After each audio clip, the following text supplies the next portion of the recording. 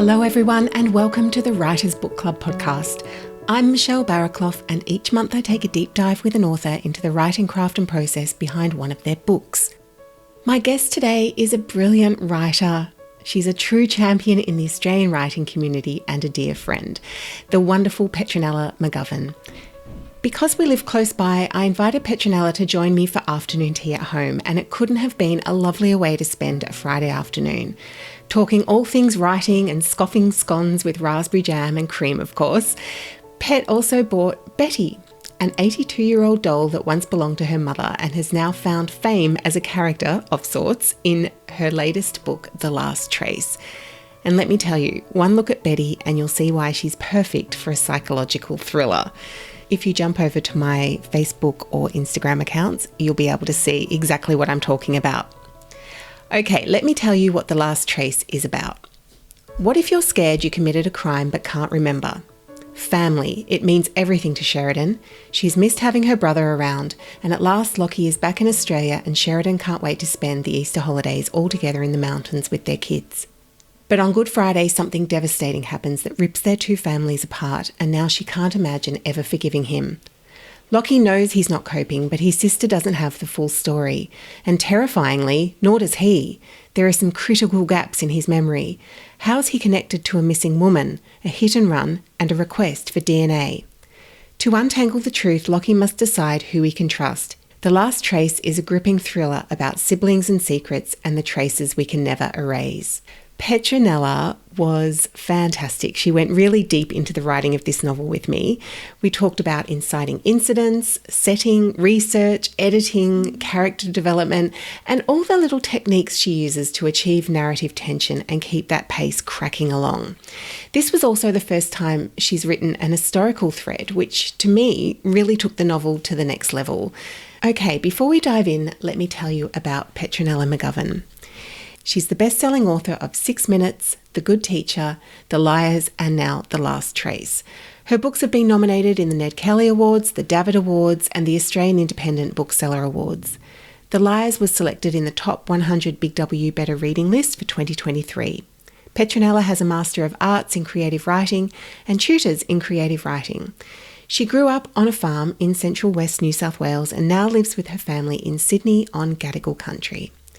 Among other adventures, she's worked on a summer camp in America and travelled in Eastern Africa, which inspired parts of this novel, The Last Trace.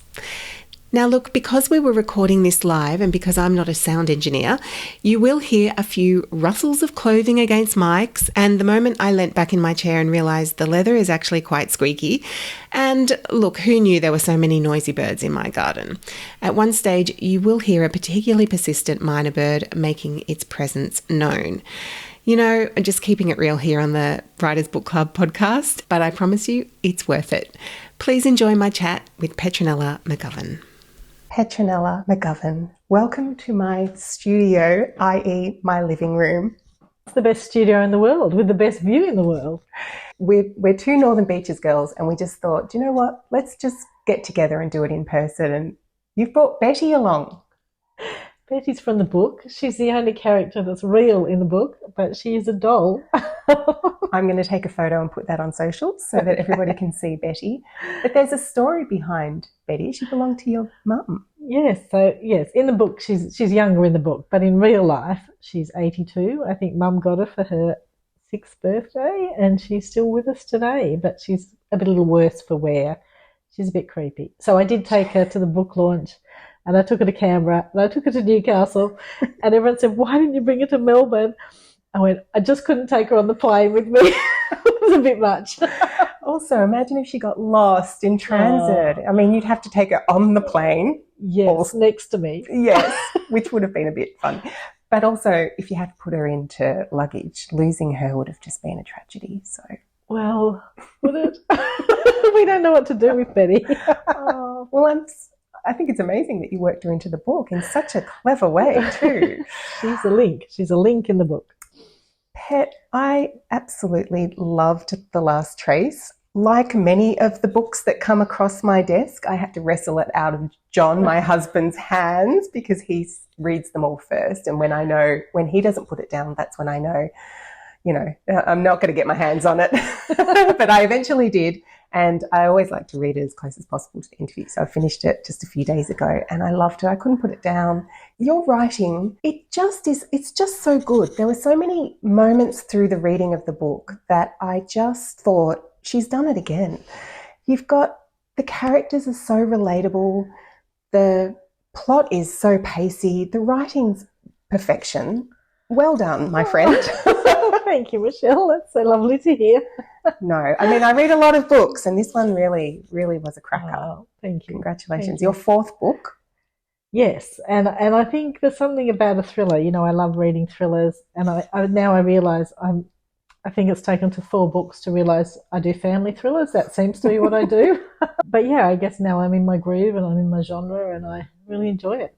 Yeah. Although everyone says I'm a cross genre because, I don't know, I write family and crime, and in this one's got a bit of historical fiction in it and a bit of young adult. Yeah. I seem to be across all different bits.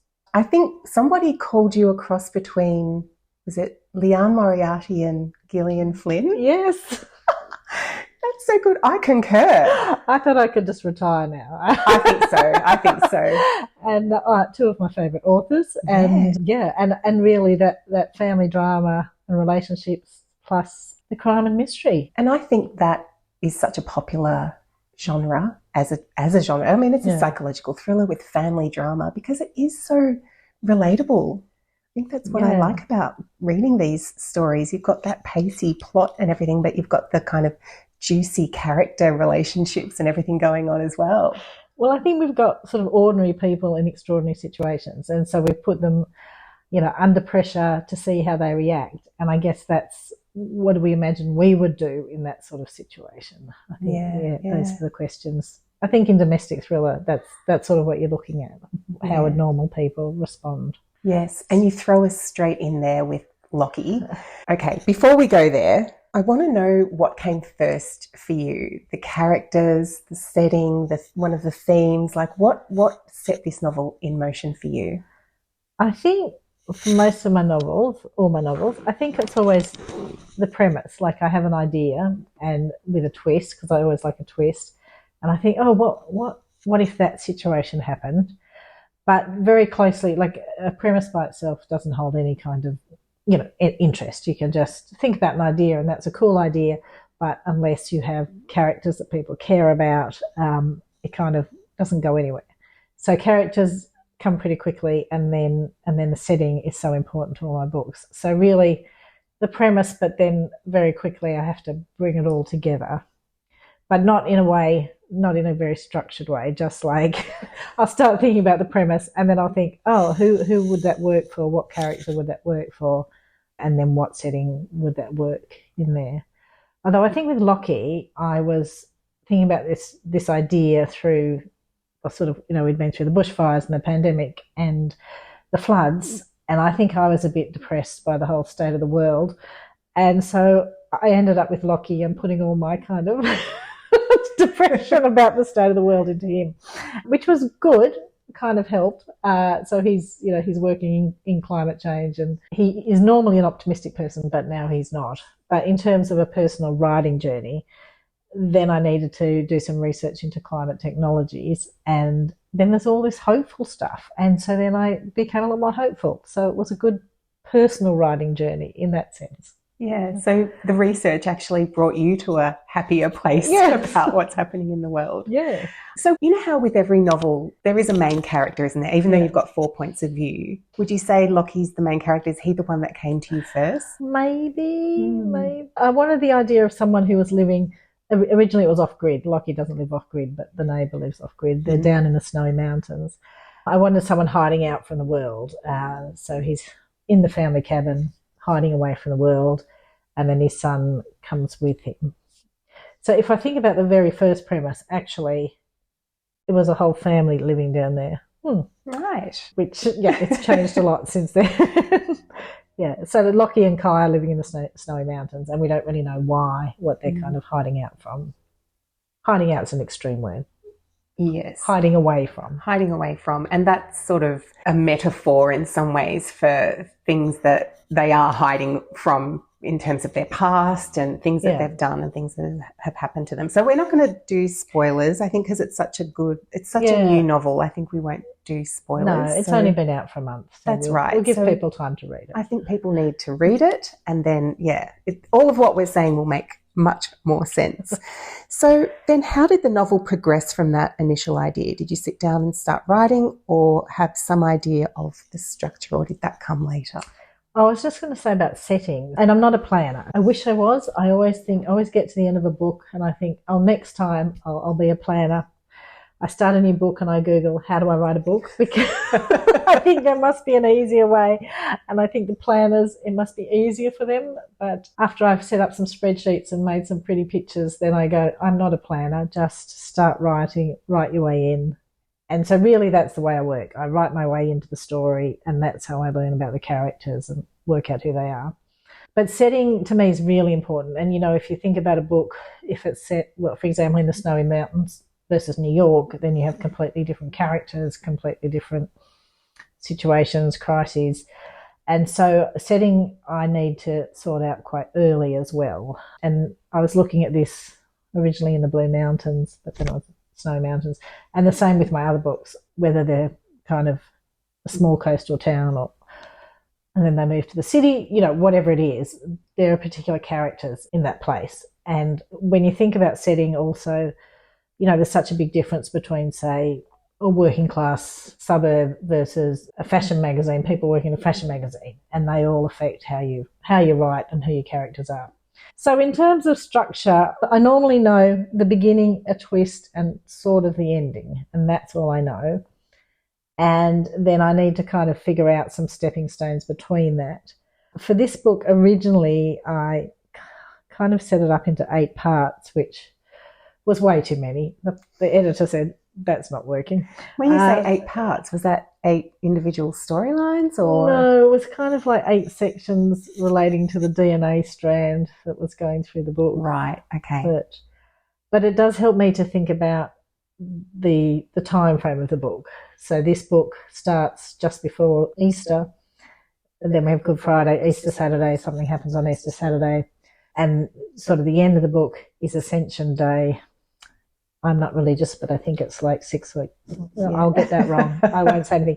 But that kind of echoes, then I've got a historical timeline, and there's some religious themes in this historical timeline.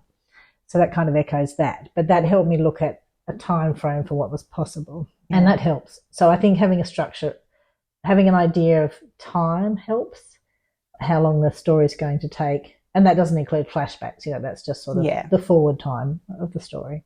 And with a good teacher, I set it up in terms. So I had term 1, term 2, term 3, and that did help me think about the structure of the story itself. Yeah, and you don't have to do that pesky jumping forward with a bit of summary.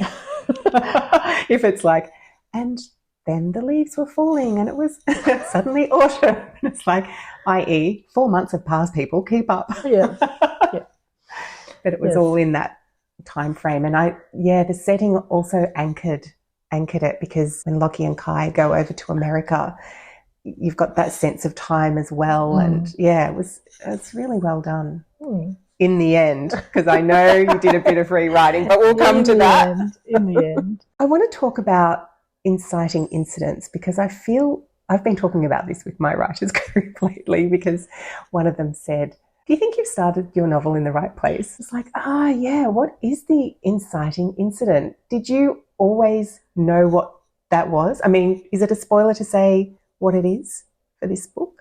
You can say what it is. So we've got Lockie having a blackout and the DNA test, all in that first chapter. Yeah.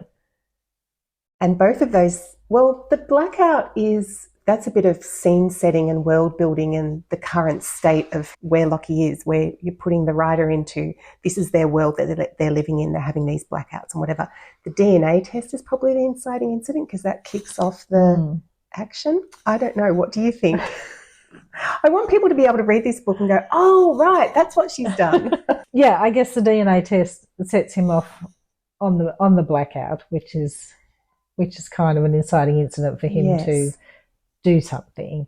So I always had that part of it, but originally I started the book with Kai's point of view, and Kai's the 15-year-old son who's living down there with him. And originally I'd started it with Kai coming home after school and seeing his dad in this kind of weird state.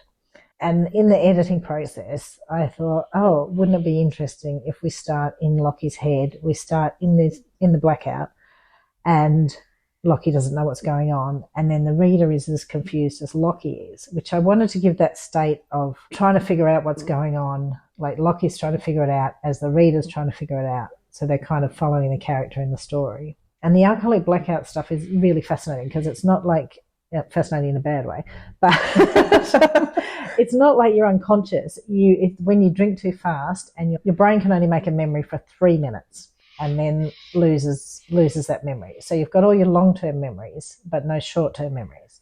So you might not know what's happened for the last 4 hours, and then you gradually come out of it.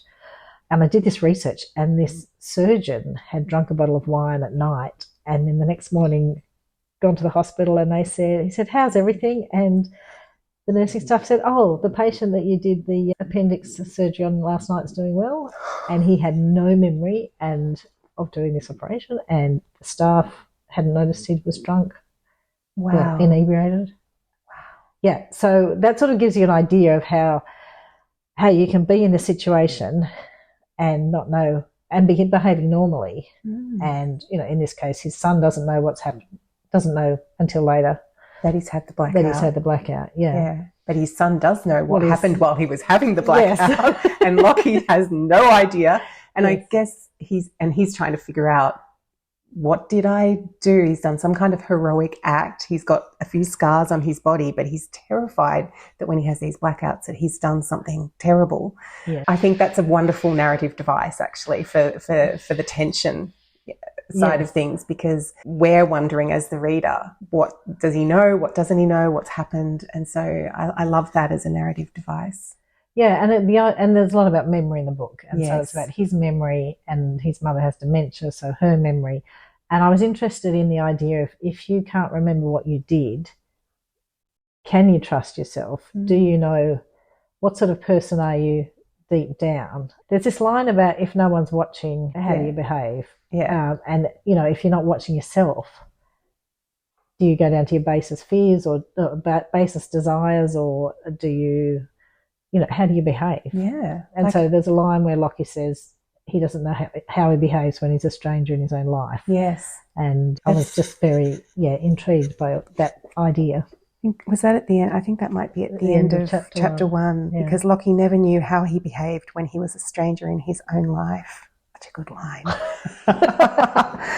And, well, that's a really good, we're going to jump all over the place, but that's a really good example of your chapter endings as well. He's a stranger in his own life. Why is he strange? Well, what's happened? Why is he having these blackouts? I need to know. I need to keep reading. Okay, on to chapter 2. Well, I love a good cliffhanger. Yeah. But I think it's also easier when you have multiple points of view. So in this story, I've got Lockie and Kai and Lockie's sister Sheridan.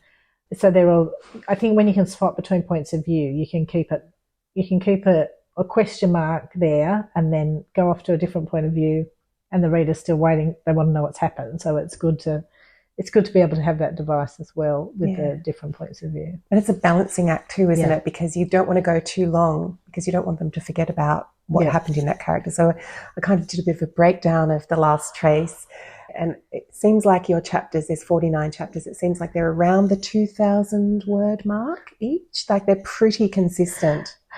It's funny you did that. We will get to the editing later. But in the original one, I had very short chapters, and I had about, 70 chapters. And my editor said, no. Too many chapters, too short, and we need to be with the character for longer. Right. So I like a short chapter, but I see what she means. You need to get to know the character, especially at the beginning. You need to know the character and understand what's going on. That's so interesting, because Burr's book... Yes, it's very short. Very short chapters, and she's got 4 points of view as well. Yeah. So it's interesting how different editors... Yeah. And my editor, I've had the same editor most of the time, and she said this every time. Every time... So maybe I'll win on the next book. I don't know. No, it's not about winning. But I was just going to say about the inciting incident, because there's another kind of inciting incident at about the 25% mark, which then, because like the definition of an inciting incident is something that takes the characters off into a different world that they can't come back from. And so something happens about the 25% mark that I won't go into spoilers. And I always knew that would happen too. Okay. But I didn't know what would happen from it. Well, I knew there would be a fallout, but I didn't know where it would go from there. Yeah. And just thinking about it, there's a kind of almost another inciting incident that happens to a secondary character further along with Sheridan's husband. Yes. How do you keep all this in your head?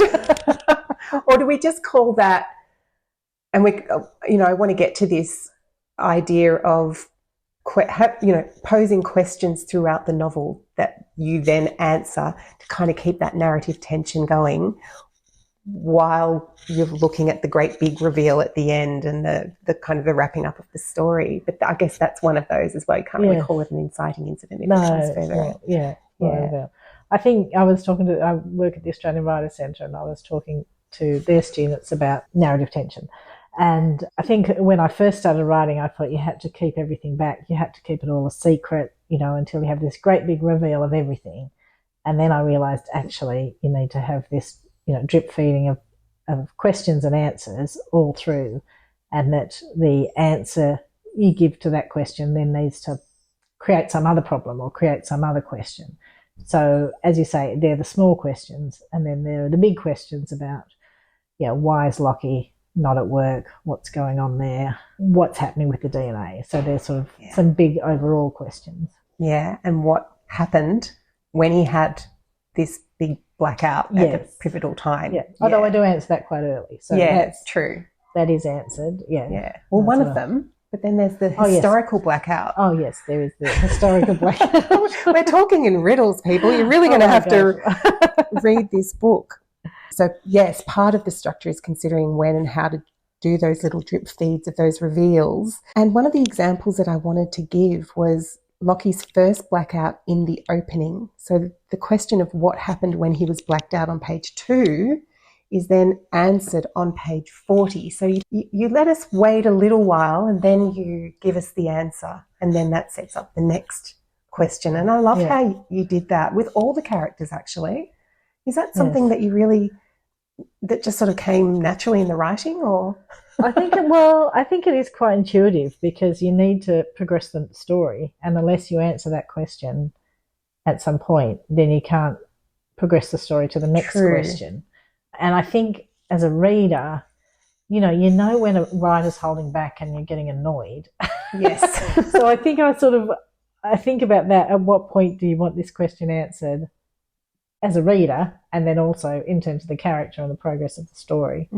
Yeah, so I think it is a little intuitive as well. I know that you write in Scrivener. Do you have your characters colour-coded in that left-hand panel there? Well, because I write by chapter, like each chapter is a different character point of view. Yes. So I have the list down the side, and that really helps for me to look at a glance. You know, who do we need to hear from next, or who needs some airtime? Yeah. So in that situation, would you then say, well, I've got Lockie here, and then I've got another Lockie chapter here, maybe chapter 4, but by chapter 7, when I'm coming back to Lockie, or chapter 8 or whatever it is, I still haven't answered that, what happened in the original blackout, I need to bring that in. Do you have those sort of questions that that right-hand panel, do you sort of use that and say... I don't use Scrivener very well at all. No, we don't. None of us really use it to its full potential, I don't think. Maybe Natasha Lester does. Maybe I think she ran a course on it, and I found her original blog post on Scrivener so helpful. I was like, she's amazing. Yes. But it's interesting, isn't it? Because just have I answered all the questions that need to be answered? Yeah. But I think the other thing is, within a chapter, certain things have to happen within a chapter to keep moving the story forward. So you're always answering something within the chapter. You're setting up a question and answering it, or answering a previous question. So I guess every chapter needs to have some driving force or resolution, to keep you going. Yeah. To keep all of us going, writer and reader. So I really want to talk to you about this whole pacing and narrative drive in a little bit more detail, because as well as these reveals and these questions and answers, you also use these other techniques to drive pace. These short chapters, having these cliffhanger chapter endings. What else? Well, I think originally you need to have characters who have a driving force. So they either want something or they want to avoid something. In Lockie's case, he wants to avoid something. Kai wants to settle in, make friends, and chooses terrible ways to do that. And yeah, so you need a driving force for each character, and then obviously some kind of conflict that stops that happening easily. And there's external conflict. So in this case, Kai wants to go to a party, but he can't get out there. So he's got conflict from geographical conflict and his aunt, but then also you need internal conflict. And I think Lockie, for example, other people think he's a hero, but he feels like he's just a loser and nothing's working, and he can't get past his own internal conflict to do anything, to resolve things. I'm finding it very hard to talk about spoilers. Yeah, I feel like Lockie, I guess one of the things about him is that he was the baby boy, and Sheridan was the responsible older sister, and they've kind of stuck in those roles, haven't they? And so that's part of their development as characters, is him maybe having to step up a little bit to take on that responsibility, and Sheridan giving away a little bit of control. I mean, this is only a small part of their character journey, but those entrenched roles from childhood really drive a lot of how they respond to the external plot events throughout the novel too. Yeah, they do, absolutely. Yeah. And it was funny when I was writing, I was talking to a few different people, and everybody, regardless of how many siblings they have, well, I guess you need one at least, but it's always, there's always some conflict with a sibling. There's always someone takes one role, another person takes no role. It's like a group assignment at school. It is, yes. and so I feel like people really relate to that as well. And certainly then in this case we have Sheridan has to look after the mother with dementia. She's expecting Lockie to step up. He doesn't. It doesn't sound like a thriller when I talk about these details. That's part of what makes it so relatable, I think. You're really invested in these characters. Like, I really care about the characters. Yes, there is a thriller pacing in there. There is. Promise you, people. There's a lot in there. Well, I think the other thing about setting up the pacing and the narrative tension is the foreshadowing. So you're, referring to a situation in a way that's going to happen, and how the character thinks about that situation. So Lockie's terrified about going back to America, but his sister's saying, you have to go back and face up to this. But what he expects to happen does not happen at all. And I think he's thinking about it, he's worrying about it. And so you kind of set that up. What does he think is going to happen? And then twist that on its head. But you've created this sense of, he's worried, he's fearful. And then something even worse happens. Yeah. No spoilers. And I feel like you did that with Kai as well. Like going to America, he gets invited to this gathering with his cousins and he thinks, oh no, there's going to be maybe alcohol and drugs there, and it turns out to be, you flip it so beautifully, it turns out to be something completely different. Yeah. And I loved that. Yeah. But the foreshadowing, I really got a strong sense of that in the historical time frame. Like you could see where this was going, not the extent of it. Yeah. So yeah, again, a beautiful balance of foreshadowing and that delicious feeling as a reader of going, I know where she's going with this, and then seeing it just get flipped. That was the other thing about Elizabeth, 1968. I was like, I feel like there's going to be some kind of major plot twist going on here between the sisters, and then you flipped that as well, and you just did such a great job. I loved that historical storyline. Was that always in there? So I did have it in, but I had it later. So in the book is basically the first half is in Australia and the second half is in America, and part of it is an intergenerational family, transcontinental. So the mother came out, Gloria, the mother with dementia, came out from America to Australia, and she's still got all the family back in America. And Lockie often travels to America, went to summer camp in America. There's all this history in America.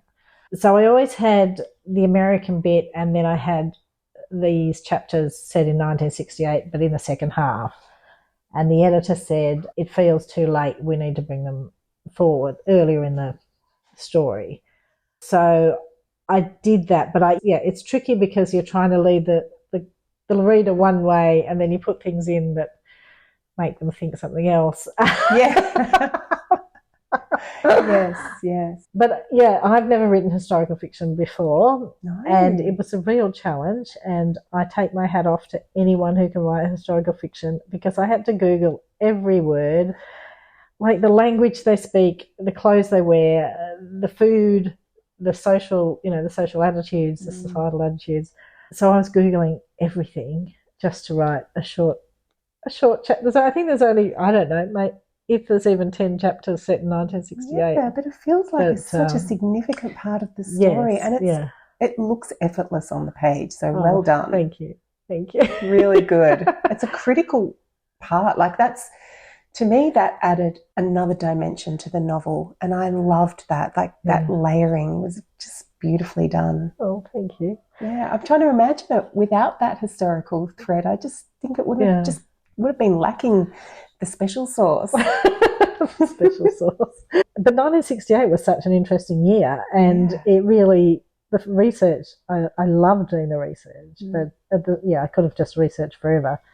But I made it trickier by making it America, Pennsylvania, countryside. But there are quite a lot of videos and there's newspaper advertising, and it was that coming of age kind of time when the black rights, women's rights, protests against Vietnam. The Beatles were there, and they were going to destroy the world, destroy the moral compass of the world. So you see how much has changed in 55 years. And the different attitudes and the way Elizabeth's family was. They're a real fundamentalist, religious family, aren't they? That was gripping, absolutely gripping. Yeah, and I guess there are kind of parallels between Kai in the current time and Elizabeth in the 1968, because they're both teenagers.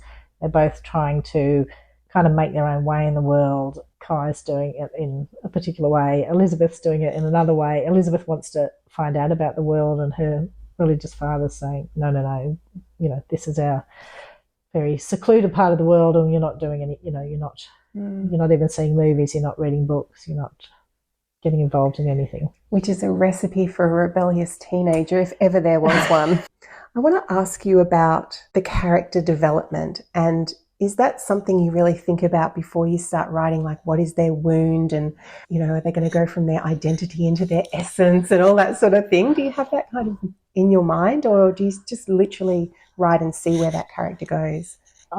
I do just write and see where that character goes. So I write a fast first draft, and then I spend a lot of time editing. So that sort of thing will come more in the editing process.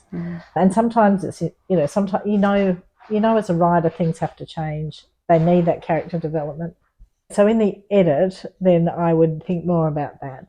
And certainly I could see both Kai and Lockie needed to take responsibility. And it came back to the roles, the sibling roles that you were talking about earlier. Sheridan needs to let go. Lockie needs to step up. Kai needs to step up. But I think for Sheridan, I was more aware of it earlier, maybe because she's, more like me. She's a woman juggling everything. She needs to let go a little so that other people can pick up the slack. And she's a life coach, and she thinks if you just work hard enough, you can solve anything. And she needs to learn a lesson that actually life doesn't always work that way. Poor Sheridan. Sheridan is me. Yeah, Sheridan is us. I was reading her thinking, oldest daughter, bit controlling, wants to look after everybody, thinks if she works hard enough, she can rescue everyone, looking after the parents, looking after the kids, looking after her brothers. Come on, Sheridan, give yourself a break, love. Yes, poor us. Poor Sheridan. She needs to learn a lesson too. And so some of it's intuitive, but then in the editing it comes back to looking at where they need to go. Yeah. Is that something you've really honed over the last 4 books? I mean, I just know as a beginner writer, sometimes you'll get the feedback of, you're not going deep enough with this character. I need to know what their motivations are. I need more. Like maybe you should think a bit more about who they are and where they've come from. And I mean, I find the idea of doing a character sheet of, favourite colour and I don't know, whatever it might be, childhood best friend or whatever it is, that I find that so cold and calculating. I think what's a lot more useful, which is what I tell my students, but I don't always do myself, but is to sit down and write an internal monologue. So what the character's thinking, and whether they're, say even just sitting at a cafe, what does the character think when they're sitting at a cafe? Are they thinking about, well, they're worrying about their mother in the nursing home? Are they looking at the sexy girl opposite them? Are they worrying about what the coffee's going to be like? Are they thinking about picking the kids up from school? Are they plotting a murder? What's going through their head just at a normal kind of time? And then you sort of get into their thought processes and their worries, or if they don't have worries, their view of the world. And even then, if you're sitting in a cafe, the character, like how are they annoyed that the waitress has taken too long? Are they delighting in the orange cake? You know what I mean? So you can really get inside their heads by writing that kind of internal monologue. Yeah, that's great advice. And I think it does help. And I did do it for one book. Well, I think I opened with it and then I gave too much away. And that's the trouble when you're writing psychological suspense and you're trying to keep things back from the reader. So, to just write your own monologue, internal monologue, separately, away from the book. Don't put that on the page. Don't put that on the page, no. And I think also another way to do it is to write dialogue and how they interact with, well, anybody, but how they interact with their partner or with their child or with, even how they interact with a police officer. Mm-hmm. Are they polite? Are they rude? Are they arrogant? Are they scared? Once you start doing those things in the story, well, even as an exercise, you can learn so much about your character. Mm-hmm. And the way that Lockie interacts with the police as well, I guess, that's the sort of thing, isn't it? Because and that also makes it relatable, because you think, well, what would I feel like in that really tense situation where I actually don't know what I've done? I don't know what I'm actually being accused of, so I kind of have to feel my way, but also I don't want to be a pushover in this either. Yeah. But just talking about the cafe then reminded me of Leanne's book, was it Apples Never Fall, which actually starts in a cafe, and she uses that as a way to show the personalities of each of the four siblings when they talk. I think it's told from the waitress's point of view, isn't it? And so it's an outside point of view. Yeah. So, and that was quite clever because it shows you immediately what their personalities are. Yes. Because of how they interact with the waitress. Yes. Yeah. Exactly. Yeah. So it can be done. So it's a good exercise. So that brings me to point of view and that whole idea of interiority, because, as I've said before, multiple times in talking to you, the relatability of these characters, it's done so well. Just looking at the writing, you do write in that close point of view. Is that also something that really comes naturally, or is that something you've really honed as well with your writing? It comes naturally to a point, but then I do hone it. Do you? Yeah, so I go back over it and over it. Yeah. And that first chapter, as I wrote that in the final edit. So that was a new chapter, but so I knew Lockie quite well by then, and I wanted to be right in his head straight away. And that's what I love about reading books, is getting inside someone's head. So I just love to be in someone's head, someone's made up head. And I think you need to know about the character to be able to do that well. So doing all those exercises, writing your way into the story, and then just layering it as well. Yeah, because you take us straight into his head. Should we read a little bit from the start? Can you do the reading? I can do the reading. You've got a lovely... Memory's a slippery bastard, Lockie thought. His face hot with shame, he blinked and tried to focus on the teenager sitting opposite him. Kai was devouring a hamburger, elbows propped on the table, a soft groan of delight accompanying each mouthful. Lockie took in the long bar, a sprinkling of diners at wooden tables, and the historic photos on the walls. They were at the Dalgety pub. Bloody hell, he must have had a blackout. That had never happened before with his son around. Oh God, had he driven here from the cabin? Kai licked a blob of barbecue sauce from his lips and continued their conversation. So, if the ski field's open in June, when can we go snowboarding? On Lockie's placemat sat a half-eaten bowl of vegetarian nachos and a schooner of sparkling water. He lifted his glass, desperate for something cool to douse the burning shame. But when the liquid fizzed on his tongue, he was surprised by the sugary taste of lemonade. "We can drive up any time," Lockie said, relieved his voice sounded normal. "Apart from opening weekend, it's always too crowded then." How the hell had they ended up at the pub for dinner? His last memory was from hours ago, just after lunch. He'd opened the package with the DNA results, alone in the cabin while Kai was at school. A short report had already been sent to him online, but this package contained extra detail and a few brochures, including one on counselling. His mouth had been as dry as 4 months ago, when he'd been trying to work up enough saliva to fill the tube. Even though the report told him little more, the physical sight of it had him reaching for the whiskey bottle. With the alcohol burning in his throat, he typed out an email, double-checking each word, hoping Juliet would answer this time. She must have received her report by now. It would indicate if his DNA was a match. Pressing send, he noticed a new message from head office pop up. He slammed the laptop shut, but it was too late. The sounds from the Kenya project flooded his brain. He'd slugged another whiskey, blocking out work, and another. Those moments, and the forgotten ones in between, had led to here, now. See what I mean, people? That is the perfect setup. We're in his head and this close point of view. Oh God, had he driven here from the cabin? Bloody hell, he must have had a blackout. Like, we're in his head thinking his thoughts. You're also putting us in time and place, which is critical, I think, with opening chapters. Like, we're not just a talking head where we're in the pub, his son's sitting opposite him. And then the other thing is you're giving us the total, almost the inciting incident there, the DNA results, and we're only on the second page. So it's just, I think this is a masterclass in really how to open a novel. Well, thank you. That is very lovely. I'm just putting that out there. But I think just reading that again, it reminds you that, language and idioms are so important. How does Lockie speak? How does he think? Compared to how Sheridan, who's, the slightly older sister, how does she think and talk? So that all needs to come across as well. Yeah, she talks like us. Yeah. And what does Lockie notice? I think, it's a bit later in that chapter, but he works as a water engineer, so he goes to the bathroom and he notices the tap dripping, so he starts thinking about water and the wastage of water. Yeah, so what do you focus on in terms of the character? Just saying that too reminds me of that whole save the cat notion. Oh, yes, yeah. So, because we're not quite sure what we think about Lockie yet. We know he's got a son, but he's had this blackout. He's drunk to the point where he's blacked out. He's somehow driven his son. Like, we're not quite sure. But the fact that he has this little moment where he thinks, actually, I'll go back and fix that. It's like, oh, he's a nice guy.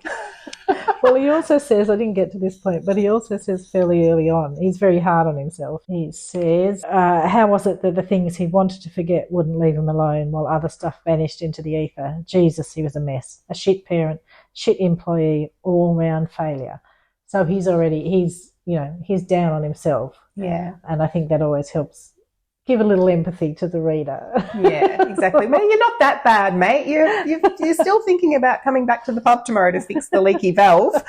Yes. You saved the cat moment. So I'm very curious as to why Elizabeth in 1968 is written in first point of view, Pet. Well, funnily enough, in the editing process, originally I'd actually written her in third person past tense, and I had written her from Gloria's point of view, who is Lockie and Sheridan's mother. Yes. And Elizabeth's sister. Yes. And then in the editing process, the editor said, we're not quite getting the immediacy. We don't really care about what happened in 1968, and it's integral to the whole story. So, have a think about how you can make us care. And I think that's where reading widely helps as an author, because I read an English book and I didn't love the book, but she'd done something really interesting with point of view and between past and present, and much more tricksy than what I did. And I was reading it and I was going, oh, I can see now how I can make this work. I'll put it in first person, I'll make it Elizabeth, and then we will be right, in the right person's point of view, in the right head, and the reader will really care about what's happening. Now, in the Liars, I did a first-person point of view, but it was anonymous, which is much trickier. Yes, absolutely. And in fact, in 6 minutes, I had the main character in first person and the rest in third person, because I wanted the reader to align more with that particular character. Yeah, it's interesting, isn't it? Whether we feel more in the character in first person or in close third. To be honest, it wasn't until I was forensically kind of looking at the book and preparing for our chat that I realised that Elizabeth was written in first person. Until then, I'd read that whole book. I mean, I should have been reading as a potential interviewer. I was reading absolutely for pleasure. I was racing through it. So I didn't even notice that she was written in first person until later. Isn't that funny? It is. But I think that's the magic of close third person, because you can get really close with third person. Yeah. But as I said, I'd had it in Gloria's point of view, and it should have been Elizabeth's point of view. Yeah. Which worked much better. Yeah. And as you say, creating those differentiations in the way that they speak and the idioms and what have you. It's very clever. Yes. And it was funny when they're doing the audiobook and they sent me the narrator sample. Yes. And the first one I opened was Betty's point of view, and it was America, and I'd said, we need an American point of view. It's 1968 America. And so it was very weird to suddenly hear it, and it sounded so different to me to what I had in my head. Really? Very did you have strange. to, did you go back and say, that's not how I just said not quite that American, because it's the 1960s and I feel people were less. Yeah. They had more of I call it a BBC voice, even though America doesn't have a BBC, but they did have quite, they did enunciate things a little bit more and what have you, especially Pennsylvania. That's not like the deep South or anything. No, they had quite cultivated voices in some ways. Yes, yeah. And I think because they were all, it was that real proper kind of, they all wore dresses and hats. And yes. So they didn't speak with a twang.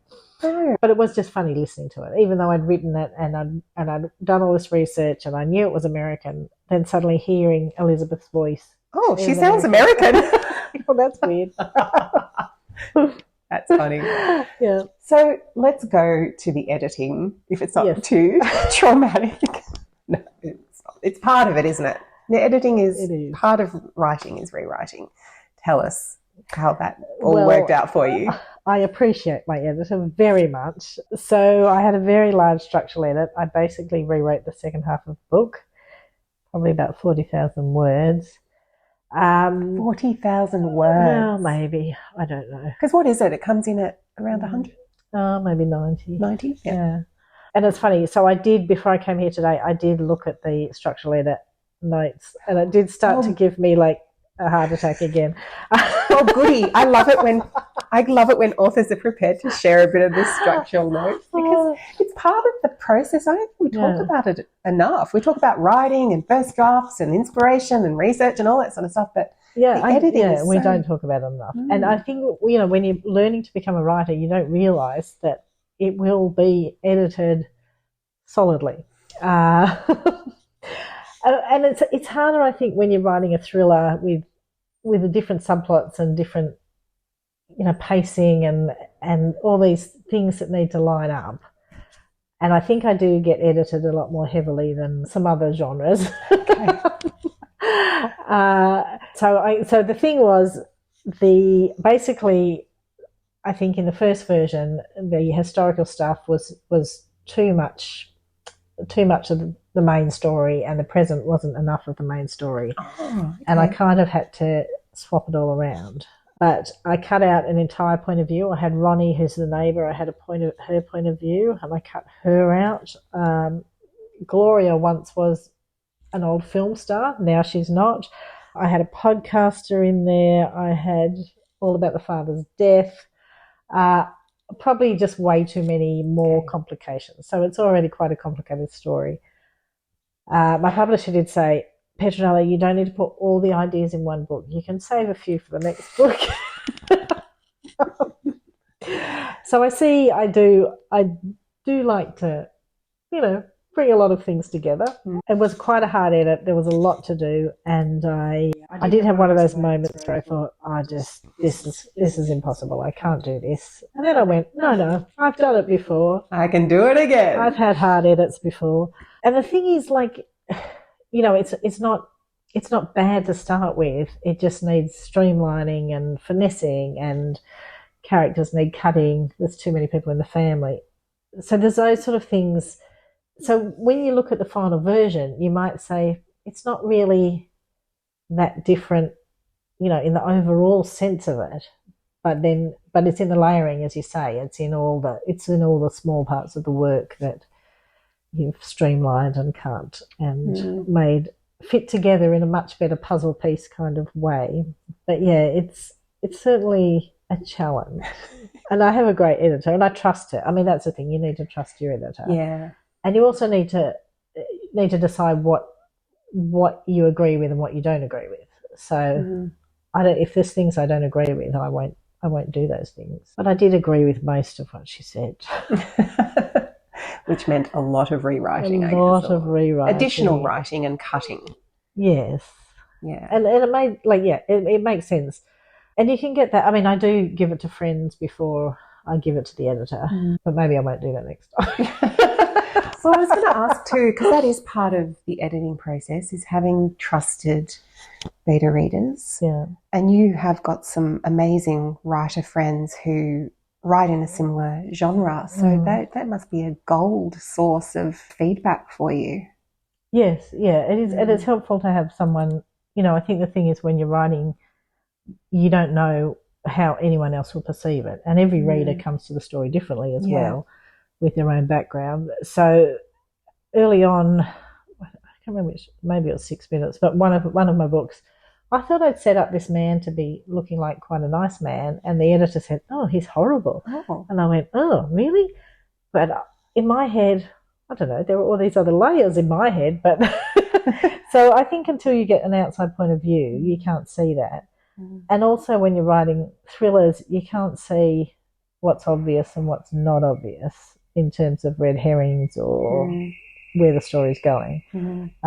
So it's useful to get that feedback early on as well. How do you get that distance? I find it really hard to get. I mean, I know you're supposed to put it away and give it some time and all of that sort of stuff, but sometimes it really is hard to see the forest for the trees because you're so in the weeds of the writing, and it is hard to pull back and say, look, there's not enough historical in this section, or there's, we need more red herrings, or whatever it might be.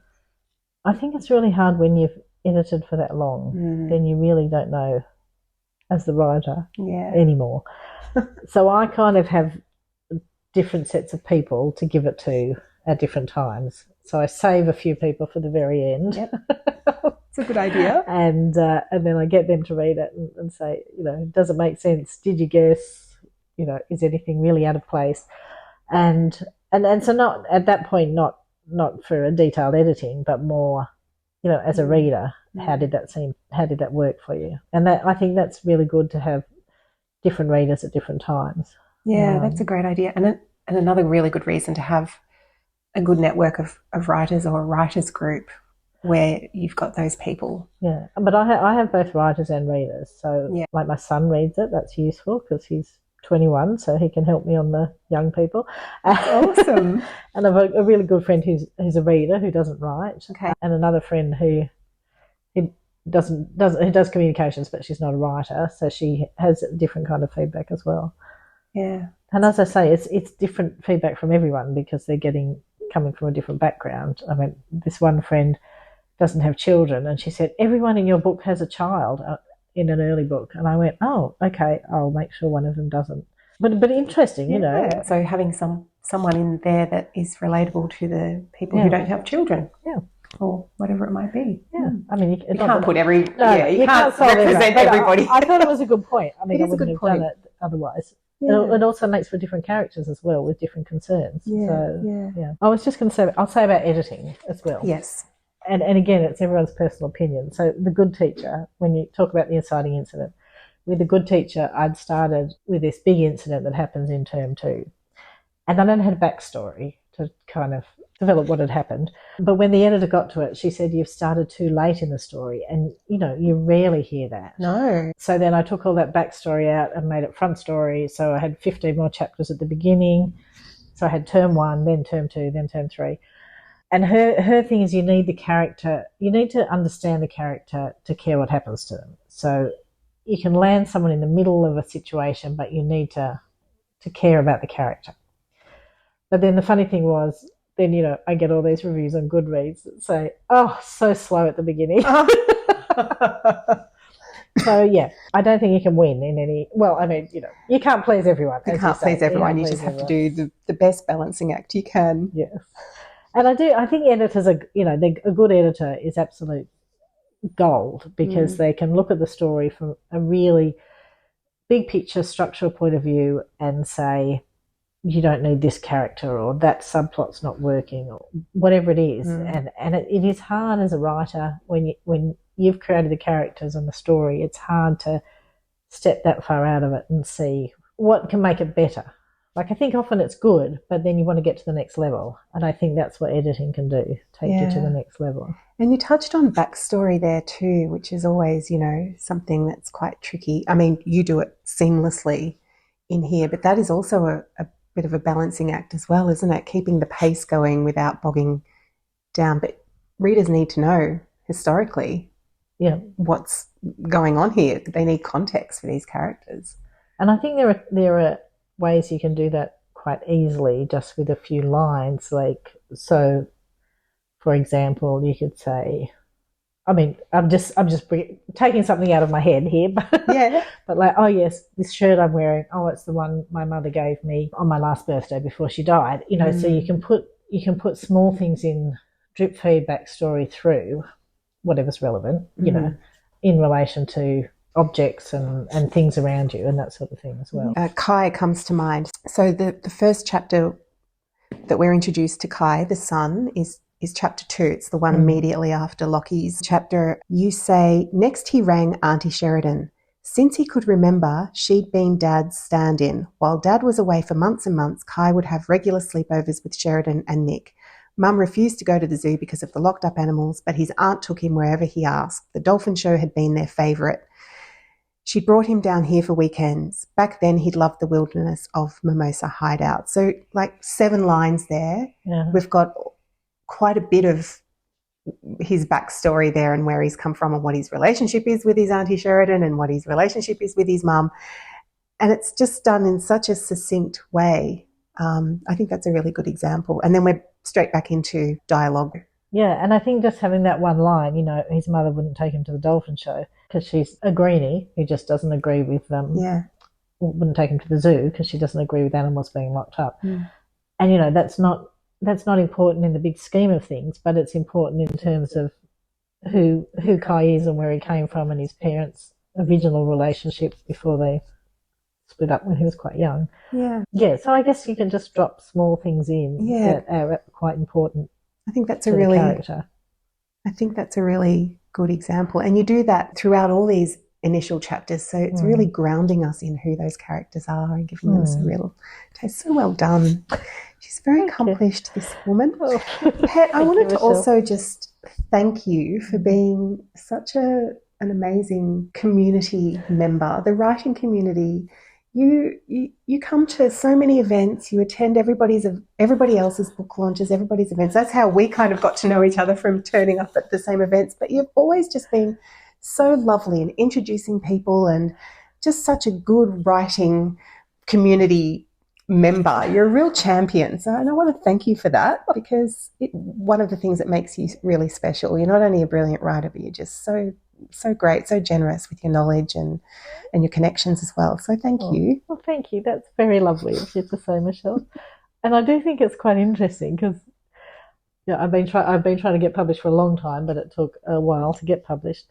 And then suddenly I had all these new friends in publishing and new writer friends, and I feel like often later, in midlife, you have your kids at primary school and you make all those friends there, and then unless you join a sports team or something, you don't make new friends so much. And it's just been so nice to have this whole wonderful group of writers to be friendly with as well. Yeah.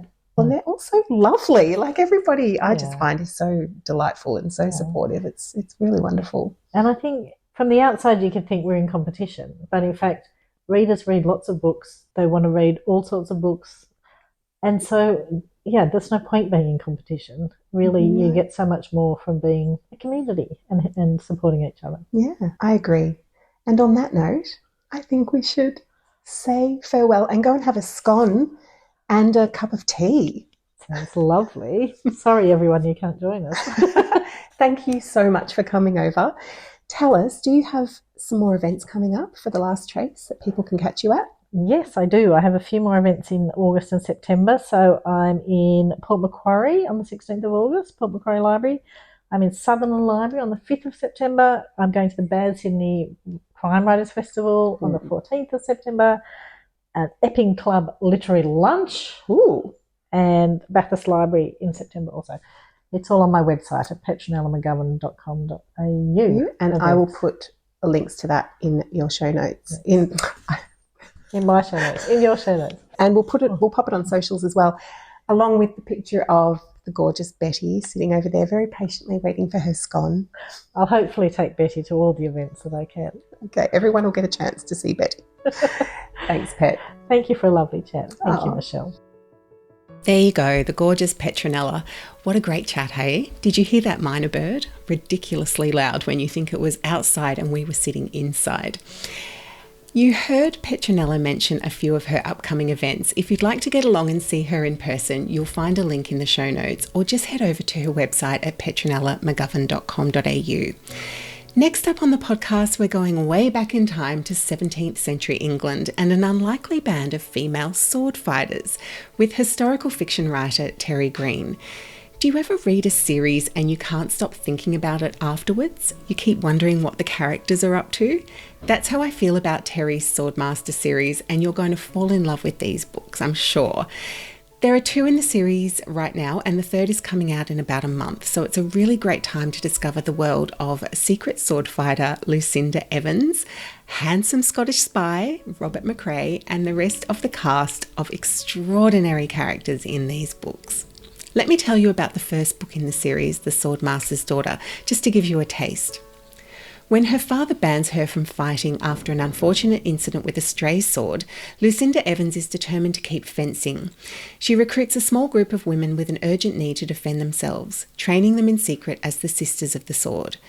When they discover that 2 of their number were victims of the same cruel predator, they set about to bring him to justice, no matter what it takes. Robert McCrae, the infuriatingly attractive heir of a Scottish lord, cannot fathom why any woman has a need to fight, but when he fails to protect his only sister, he reluctantly seeks Lucinda's help. Plunged into a murky world of politics and duplicity, they're forced to work together and faced with impossible choices: loyalty or duty, love or justice. The more he pulls, the more she pushes, and despite all of McCrae's attempts to keep her safe, Lucinda strides on into danger, a danger she must ultimately face on her own. I'm telling you, these books have got everything. Adventure, a bit of romance, they're just brilliant. I'll be chatting with Terry about all things historical fiction, starting with, do you really let the facts get in the way of good story? One of the things Terry does brilliantly is weave in the historical figures and events of the time, which are, unsurprisingly for 17th century England, pretty intense and at times quite gruesome. You'll find copies of The Swordmaster's Daughter and the second book, An Unsuitable Pursuit, on Amazon, Kobo, Apple and Barnes & Noble, and on Terry's website at terrygreenauthor.com. So grab a copy of one or both, have a read and send in your writing questions for Terry either via DM on the Writers Book Club podcast Instagram or Facebook page, or there's a form on the website at writersbookclubpodcast.com that you can fill in. So get those questions over to me by about the 24th of August so I can ask Terry your question in the interview. Terry also has a PhD in creative writing, so this is a chance to pick an excellent writing brain. And of course, yes, there's a giveaway. You can win a copy of either The Swordmaster's Daughter or An Unsuitable Pursuit, whichever one you would prefer to read. All the details for that giveaway are over on Instagram and Facebook. Okay, lovely listeners, that's it for this month. As always, I'm recording on the beautiful unceded lands of the Gadigal people of the Eora Nation, where I'm lucky enough to live and work. I look forward to catching you next month. Until then, happy writing.